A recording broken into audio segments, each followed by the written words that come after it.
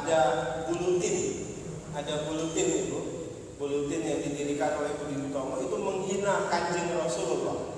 Apa yang dilakukan oleh Pak Hos Cokroaminoto? Beliau protes besar-besaran, bikin demo besar-besaran tuh. Pak Hos Cokroaminoto bikin demo besar-besaran, minta supaya bulutin ini dicabut, dihapuskan, kemudian pembuat bulutin ini ditangkap. Monggo Pak.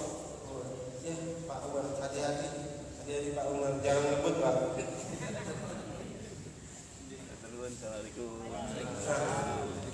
Bulutin ini itu diminta dicabut, dibubarkan, ditangkap penerbitnya dan penulisnya.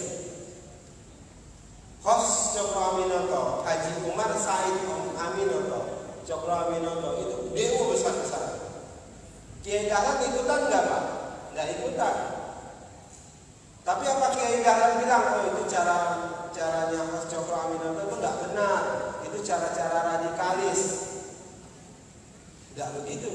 Malah justru Mbah Dahlan itu mendukung penuh apa yang dilakukan Pak Hos Cokroaminoto. Apa buktinya? Di situ ada Haji Pak Rudin yang justru juga ikut menjadi penggerak. Saya mau katakan apa? Saya mau katakan adalah mereka berkolaborasi dengan baik, tidak pernah saling menihilkan. Jadi Pak Hos Cokroaminoto nggak pernah nuduh Kiai Dahlan pengecut atau Kiai Dahlan menuduh Hos Cokroaminoto radikalis. Enggak. Mereka bekerja sama dengan caranya masing-masing. Nah, gimana sekarang kondisi umat? Begitu nggak Pak? Tidak. Ada demo besar-besaran. Jadi sejarah itu memang pengulangan Pak. Jadi 212 itu dulu pernah terjadi. Yang mimpin siapa?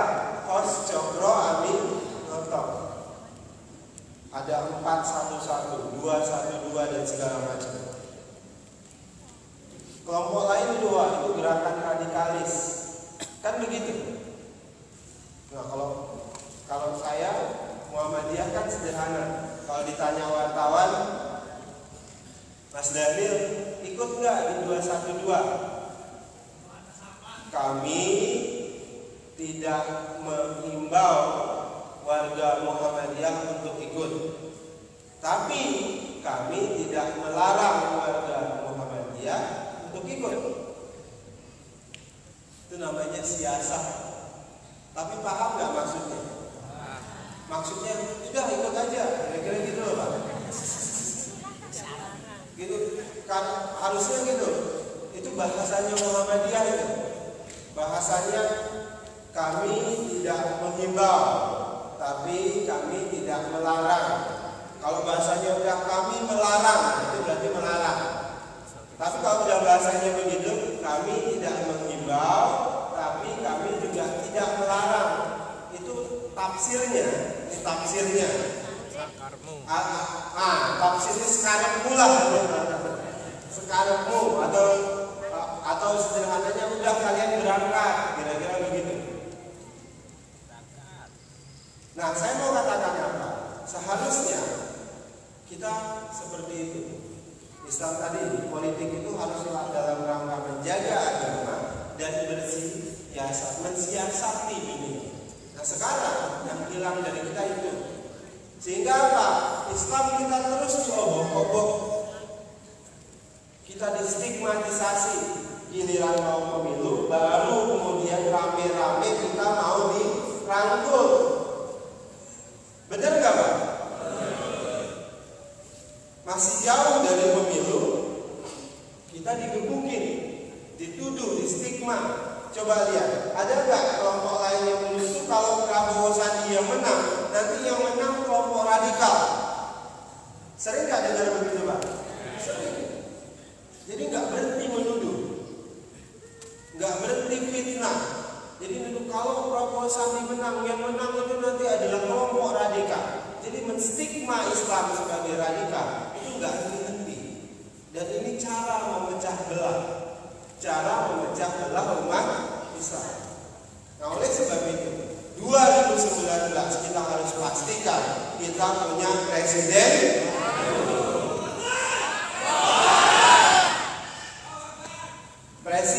baru. Presiden baru itu yang kita harapkan apa? Presiden baru yang kita harapkan tentu adalah dia yang mampu menepati janjinya. Presiden baru yang kita harapkan tentu adalah presiden yang kuat. Presiden yang kuat itu gimana Pak? Dia tidak bisa diintervensi oleh siapapun. Pak Prabowo itu nggak bisa diintervensi oleh siapapun. Jadi kalau pagi kedelai maka sore kedelai. Jangan sampai pagi kedelai, sore tempe. Kan ada yang presiden begitu. Pagi ngomong A, siangnya ngomong C. Omongan dia bisa diklarifikasi bahkan dibantah oleh menterinya sendiri. Ini presiden ngomong.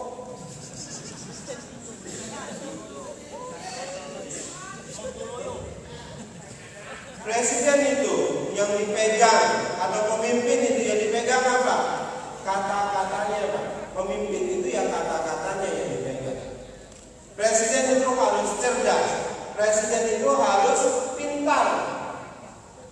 Jadi kalau Mas Cokro Aminoto bilang pemimpin Islam itu harus punya 3 ciri. Apa itu? Murni tauhidnya, tinggi ilmunya, pintar siasatnya. Nih, presiden itu harus tinggi ilmunya, harus murni tauhidnya. Tinggi ilmunya artinya apa? Presiden itu harus pintar, harus cerdas. Kalau orang cerdas itu simbolnya apa? Minimal rajin baca. Presiden itu harus rajin baca. Sehingga kalau dia ngomong, kalau orang yang rajin baca, rajin belajar, kalau ngomong kan enak Bu ya. Nggak butuh teks dia. Jangan sampai nanti ketika wawancara karena nggak ada teks, dia kabur. Ada Pak di negara entah di mana lah itu. Bukan Indonesia, kalau Indonesia nggak begitu presidennya. Ada, nggak ada teks, bingung. Anda bayangkan Bapak Ibu sekalian, kalau presiden semuanya diarahkan oleh konsultan, harus ngomong apa diarahkan. Presiden yang seperti itu tentu dia tidak memimpin. Dia dipenuhi dengan intervensi. Presiden itu harus jadi dalang, bukan jadi wayang. Presiden itu nggak boleh jadi wayang, dia harus jadi dalang. Kalau wayang itu dia diperintahkan harus ngapain? Pak, pakai gaya naik motor. Jadi ada yang kalahkan. Itu wayang namanya. Kalau dalang, dia yang mendirection. Anda harus ngapain, Anda harus. Kita butuh pemimpin seperti itu.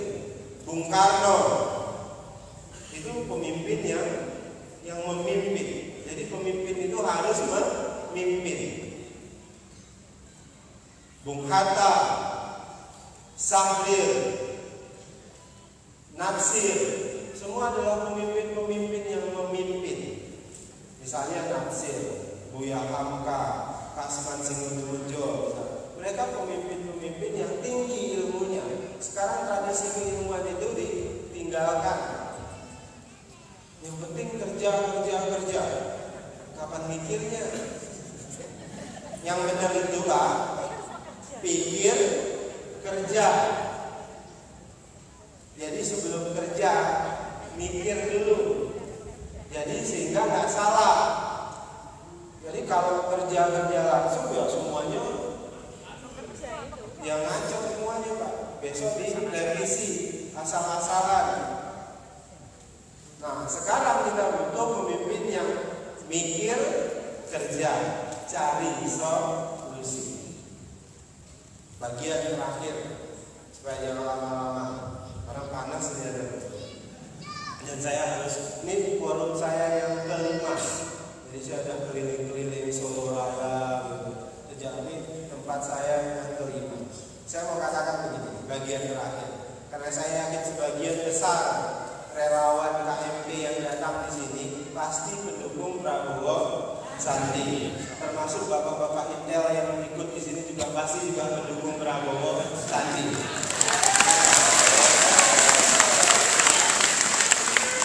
Bapak-bapak Intel itu capek Pak, beliau tugas-tugasnya. Jadi kita hormati karena tugas-tugas beliau. Mana Bapak Intel angkat tangan? Ibu Intel angkat tangan. Biasanya kan Pak, ada dua nih biasanya di sini. Intel satu lagi Panwaslu. Coba saya cek. Panwaslunya mana? Angkat tangan.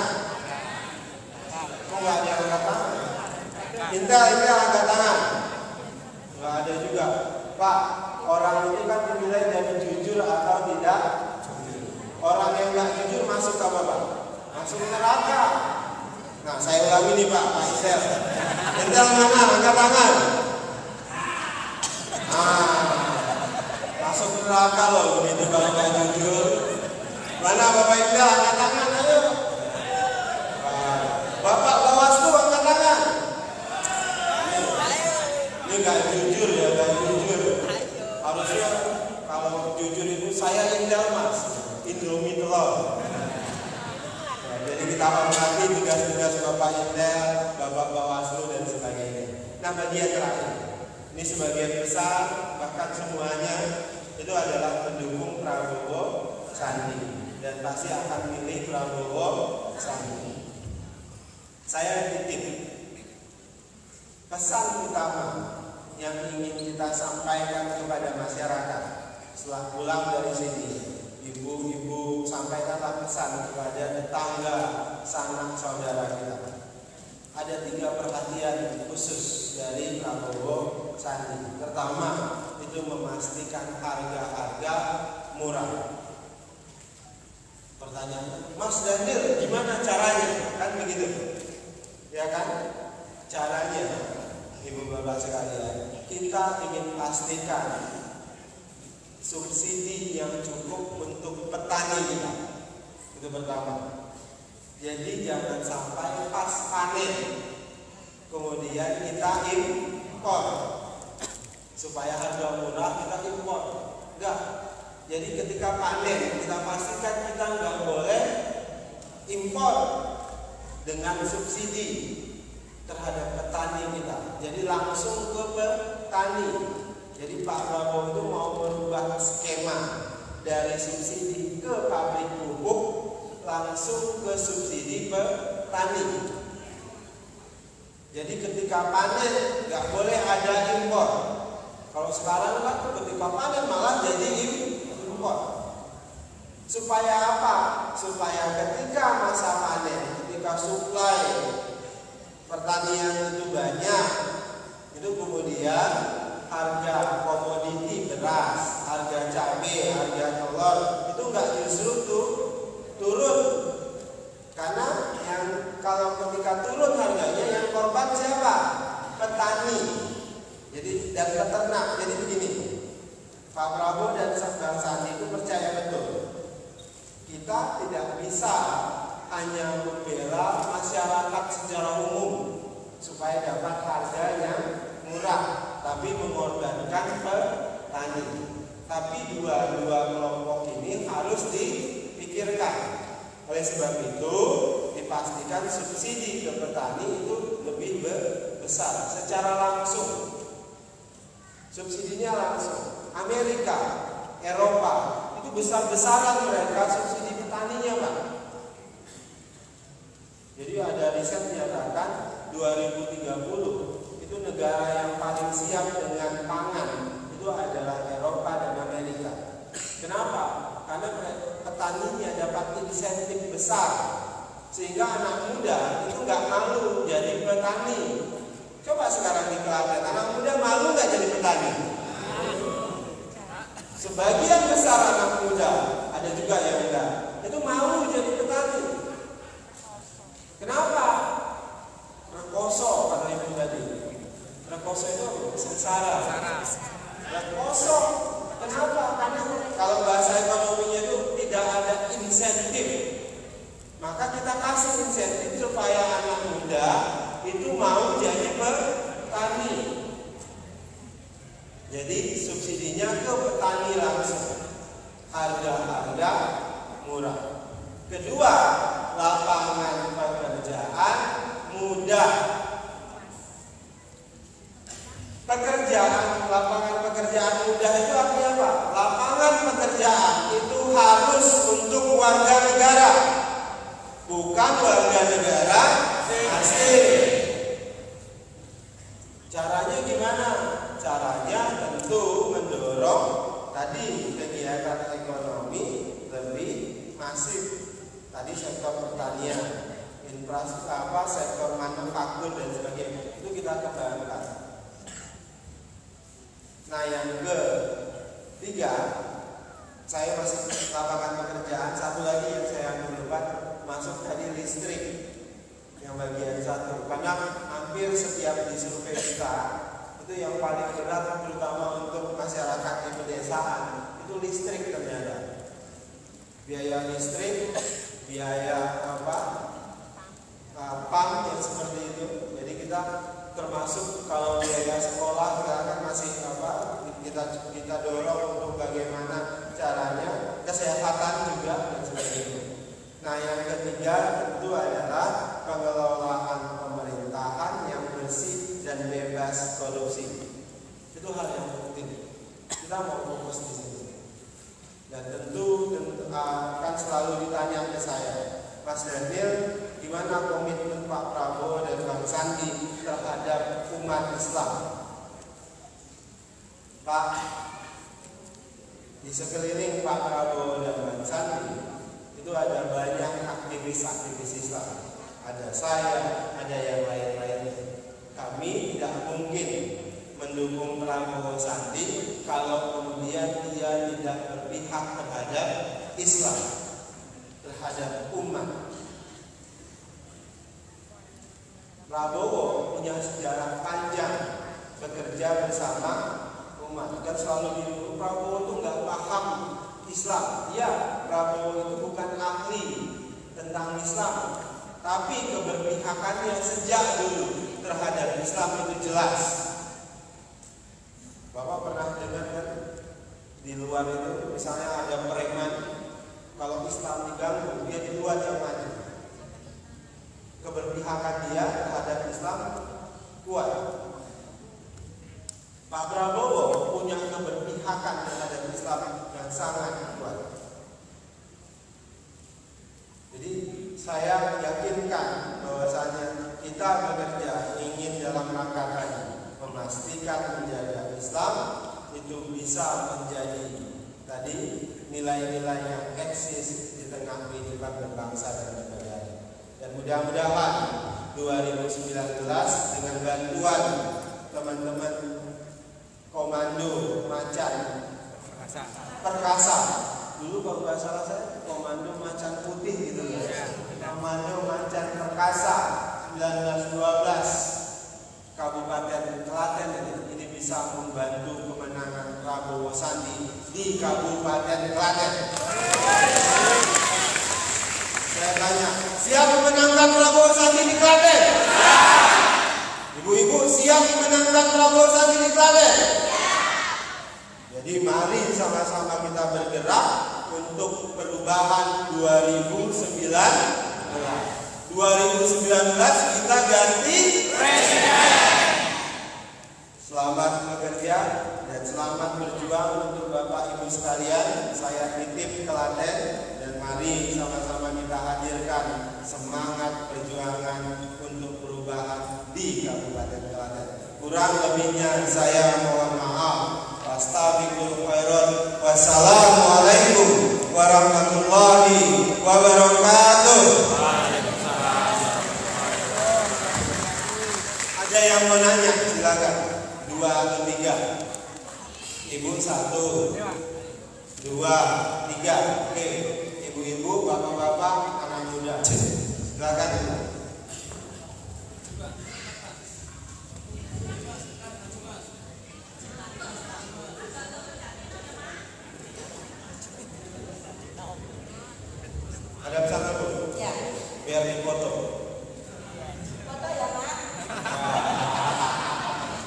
Assalamualaikum warahmatullahi wabarakatuh.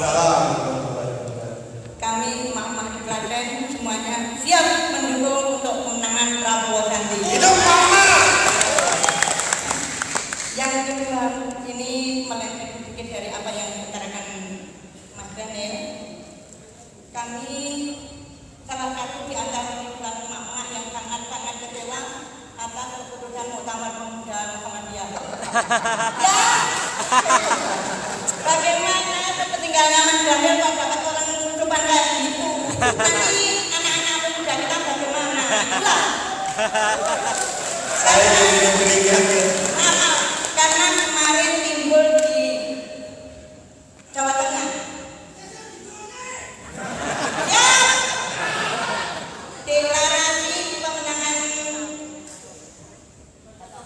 satu genderuwo. Setelah ditanyakan setelah dibuka katanya maaf hilang. Mohon tolong Mas Daniel, adik-adikmu itu piye? Itu diganti nggih. Siap pemuda? Siap mama? Terima kasih Mas Daniel, itu saja karena saya sangat kecewa.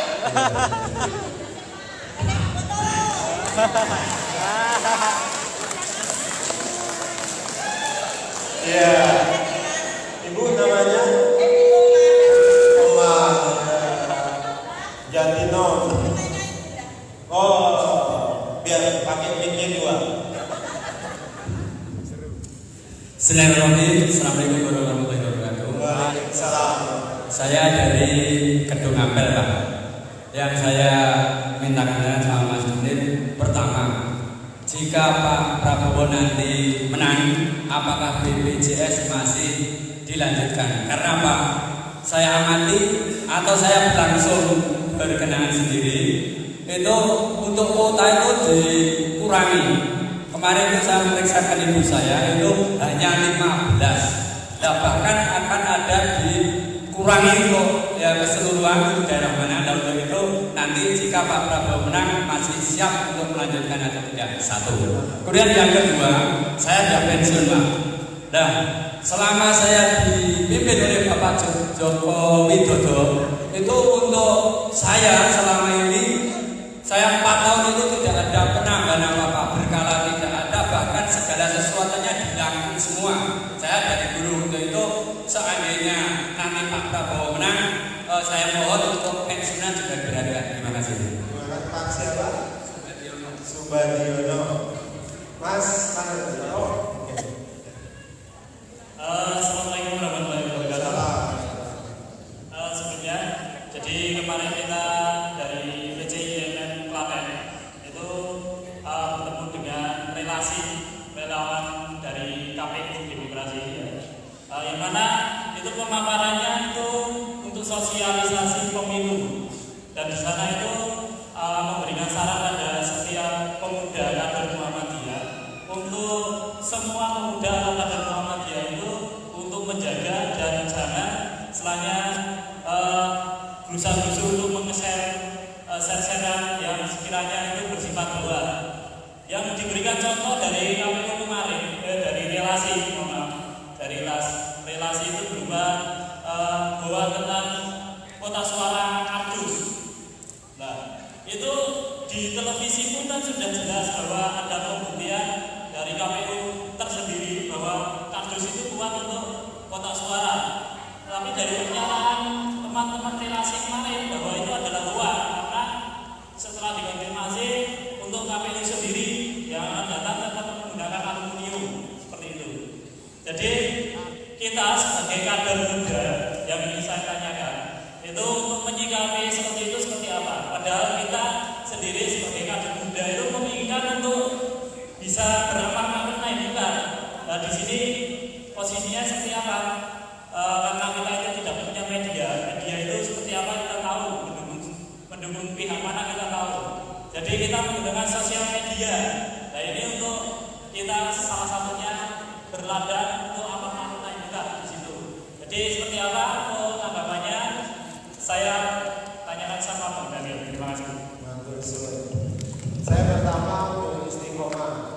Ibu Isti itu ibu istiqomah pertanyaan itu tidak bisa saya jawab di forum ini.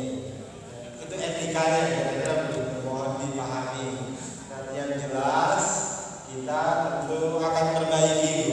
Jadi ini teman-teman Klaten punya tanggung jawab untuk terus mengawasi, untuk mengkritik dan memastikan supaya tidak melenceng terus-menerus. Siap ya teman-teman Klaten ya?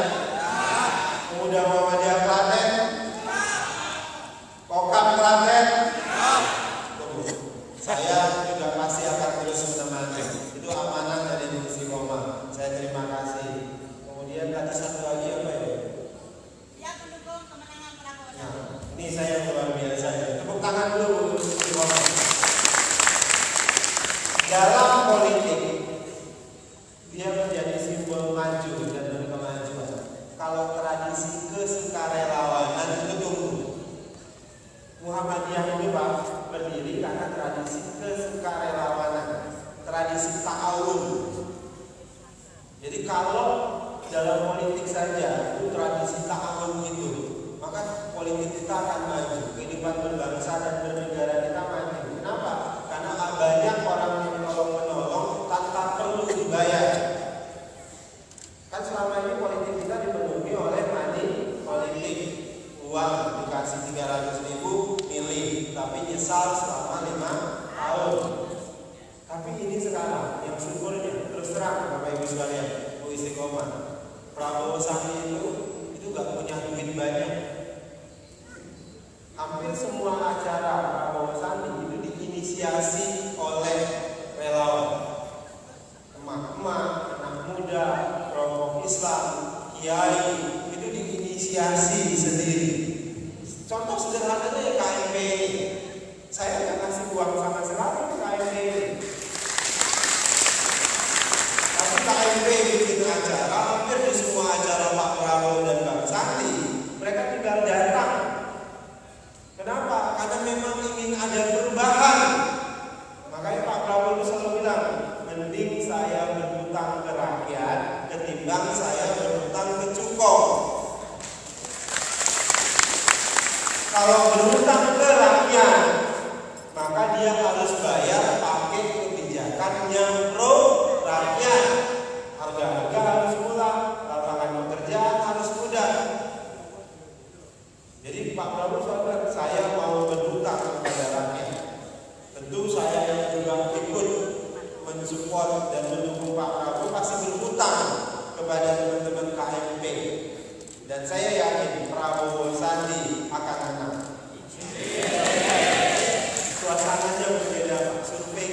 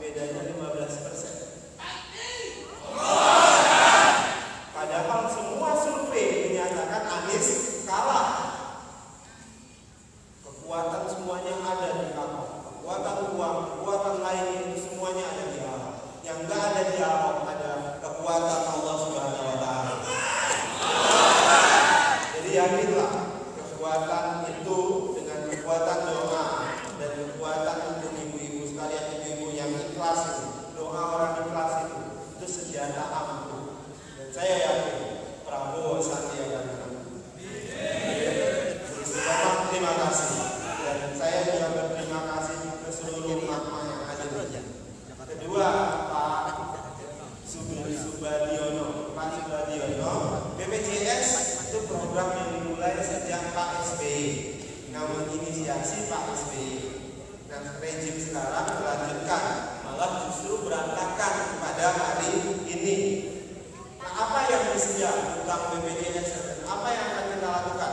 Kita akan memperluas BPJS. Jadi kalau Bapak baca visi-visi dan program-program saling, kita mau memperluas BPJS. Jadi kan selama ini BPJS itu kita nyiur, Pak. Bapak ikut BPJS, Bapak nyiur setiap bulan kan? Setiap bulan. Nah sekarang nanti kita mau dorong selain kita warga negara nyiur, negara harus nyiur juga lebih besar. Jadi negara ikut nyiur gitu. Misalnya dalam APBN, negara mengalokasikan untuk BPJS itu lebih besar. Jadi negara dan rakyat saling tanggung. Jadi dana BPJS jadi lebih besar untuk kesehatan. Kita ingin pastikan BPJS juga harus transparan pengelolaannya. Nah kan selama ini Bapak kalau rumah sakit pakai BPJS itu dianggap tidak dilayani secara maksimal. Kenapa? Karena ada pengelolaan yang tidak transparan dan tidak akuntabel, antrinya banyak. Jadi BPJS kita lanjutkan Pak, tapi dengan model yang berbeda, dengan kita luaskan nyiur yang lebih banyak. Tadi tanya untuk pensiunan gimana? Nah barusan kemarin kami sedang memikirkan yang namanya, dan ini akan didorong oleh Bang Sandi dan Pak Prabowo, dan Bang Sandi sudah menyampaikan kemarin, kita mendorong istilahnya itu murah, harga-harga murah, pekerjaan mudah. Kemudian ada istilah untuk pensiun, apa istilahnya kemarin pakai bahasa Jawa. Jadi ada dana pensiun untuk warga negara, kira-kira begitu. Nah ini sedang dipersiapkan. Jadi sedang dihitung. Misalnya senior citizen itu orang tua, misalnya seperti Bu Istiqomah yang sudah bekerja misalnya, walaupun dia bukan PNS, dia dapat tunjangan pensiun hari tua. Nah itu sedang dihitung itu kita mau dorong itu Pak. Jadi pensiunan itu dapat perhatian. Nah terkait dengan gaji PNS tadi kan sudah disampaikan, Pak Prabowo juga kemarin sudah sampaikan, supaya tidak lagi ada korupsi. Salah satu jalannya, walaupun itu bukan satu-satunya cara, itu adalah gaji aparatur sipil kita, kemudian aparat hukum kita, polisi kita, terutama polisi yang mau didorong gajinya naik itu adalah polisi yang perwira menengah ke bawah. Jadi prajurit jenderal itu sudah banyak gajinya. Yang menengah ke bawah itu mau didorong supaya gajinya lebih besar. Karena mereka ujung tombak polisi yang lalu lintas, yang di lapangan, intel-intel yang juga hadir di sini, itu gajinya kecil-kecil. Gajinya kecil-kecil, kita mau dorong gaji mereka lebih besar. Supaya apa? Supaya nggak korupsi lagi. Guru-guru kita mau dorong itu. Pokoknya kan kalau masuk PNS segala, nah kemudian di guru itu pun juga sudah dipersiapkan namanya ini bukan istilah kita itu adalah kalau di guru itu ada UMR, upah minimum regional. Nah di guru itu ada gaji minimum. Jadi nggak boleh lagi ada gaji guru swasta misalnya 300.000. Di Muhammadiyah kan banyak begitu, 150.000. Nah gimana caranya? Pemerintah subsidi. Itu yang sedang dipikirkan dan akan dipersiapkan Pak Prabowo dan Bang Sandi. Begitu Pak Yono. Terakhir Mas apa tadi ya? Lupa saya. Hah? Hoax. Nah, Mas, memang saya sepakat harus hati-hati. Ini loh, yang banyak terjebak hoax ini itu adalah kita. Maksud saya terjebak itu gini, karena saking semangatnya membela Pak Prabowo dan Bang Sandi, semua informasi yang salah misalnya itu di-share, hati-hati. Itu itu bisa jadi jebakan Batman. Anda disengaja ada yang nge-share ke Anda supaya kemudian karena Anda membela Prabowo Sandi, Anda nge-share, ikut nge-share. Akhirnya Anda dapat masuk jebakan dan Anda ditangkap. Wah, ini pendukung Prabowo Sandi menyebarkan hoax. Makanya perlu cerdas, Bapak Ibu sekalian. Hati-hati bersosial media. Apalagi kalau kemudian hukumnya itu tidak adil. Kalau giliran pendukung Prabowo Sandi yang salah, itu cepat diangkut. Tapi kalau yang menebar hoax itu adalah Abu Janda misalnya, atau Ade Armando, itu nggak ditangkap-tangkap, Pak. Dia kan?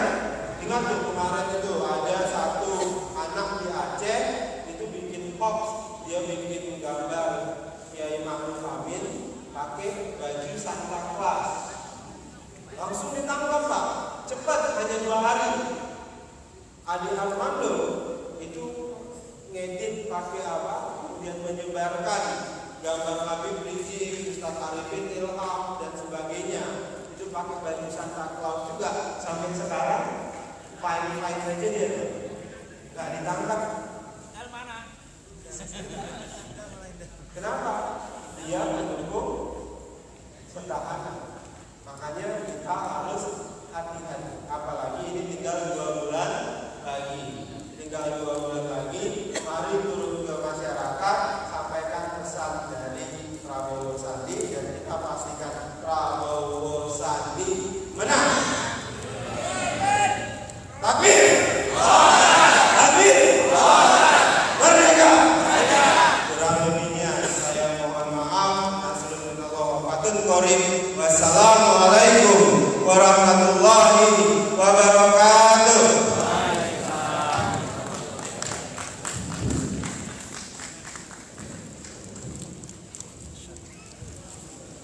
Terima kasih kepada pendamping yang telah menyampaikan pencerahannya. Sebagaimana doa tadi, semoga 2019